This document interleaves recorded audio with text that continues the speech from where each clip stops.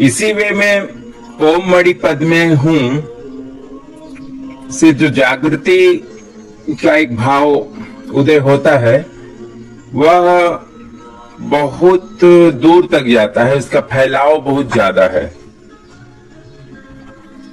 क्योंकि यह सूर्य तत्व है, मणिपुर है।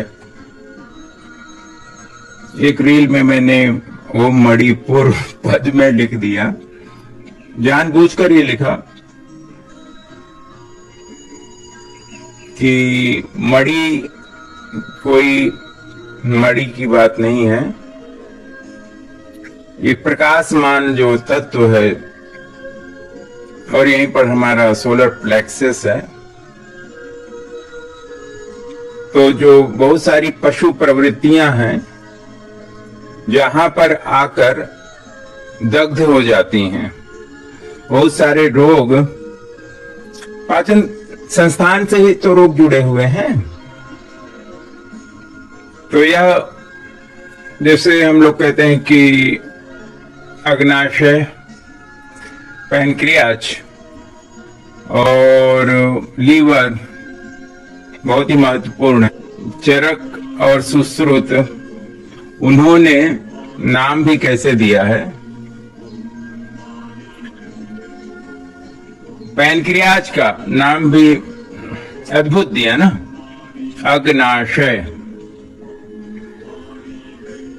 और आज medical science, neuro science and endocrine science कह रहा है कि सबसे महत्वपूर्ण पैनक्रियाज ही है, केवल इंसुलिन के लिए नहीं। इसके बिना तो शरीर का स्वास्थ्य कभी टिक नहीं सकता, और 1000 केमिकलों बनाता है इंसुलिन के अलावा भी। छोटा सा केंद्र, नीम की पत्ती जैसा। तो अवरोध कहीं भी है, उसकी शुरुआत अग्नाशय से होती है। जब हम इसको चेक करते हैं तो यह सिद्ध हो चुका है। तो रक्तचाप, परिसंचारी तंत्र के रोग और कमजोरी, दुर्बलता, ऊर्जा की कमी, यह सब एक दुष्प्रभाव है जो पड़े रहते हैं स्वाधिष्ठान में। और स्वाधिष्ठान के सभी दुष्प्रभावों को यह संतुलित करता है।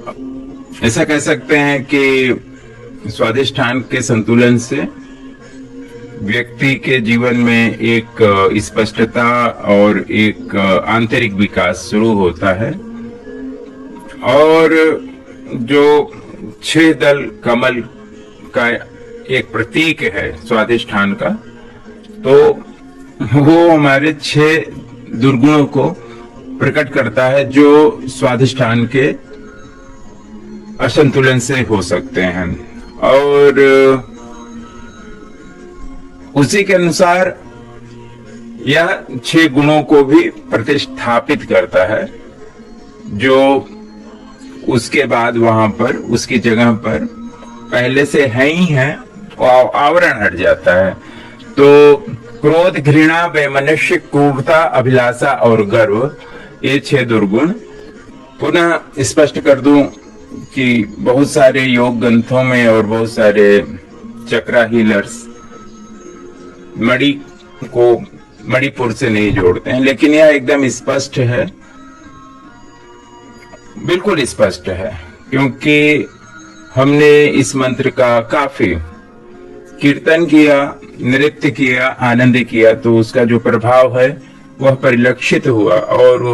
और भी मित्रों के साथ हमने इसका प्रयोग किया। तो मणिपुर चक्र में बहुमूल्य जो एक मणिपुर चक्र के संतुलन के साथ साथ स्पष्टता, आत्मविश्वास, आनंद, आत्म संतोष और बुद्धि में स्पष्टता, कह सकते हैं कि विवेक की जागृति का एक बड़ा कार्य मणिपुर के। और मणिपुर नाभि संस्थान और सूर्य संस्थान, सूर्य आत्मा जगतस्थुषश्च, अगर हम संसार को, जगत को, ब्रह्मांड को, जिस प्लेनेट में हम लोग हैं उसका अगर केंद्र अगर हम सूर्य को माने, क्योंकि सब कुछ उसी के परिधि में ही सब कुछ चल रहा है, सारी चीजें संतुलित हैं उसके एक केंद्र के रहने के कारण।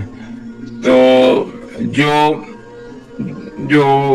पूरा एक अस्तित्व है, परम ब्रह्मांड जो है, तो उसका जो स्रोत है वो जो है अपने में व्याप्त है, पूरे संसार में व्याप्त है, सब में व्याप्त, इस चक्र के साथ सीधा जुड़ी हुई होती हैं। तो जो आहार संज्ञा, भय संज्ञा, मैथुन संज्ञा आकर यहाँ पर इस केंद्र में दग्ध हो जाती है, ऐसा कह सकते हैं। और ऐसा उल्लेख बुद्धिज्म में तो नहीं, लेकिन इसका जो एक मातृशक्ति के रूप में इसकी उपासना है जैनिज्म में, इनके मंदिर भी बहुत सारे हैं। और यह एक समृद्धि के भाव से लोग इनकी उपासना के साथ जुड़ते हैं। माँ पद्मावती के नाम से यह विख्यात हैं।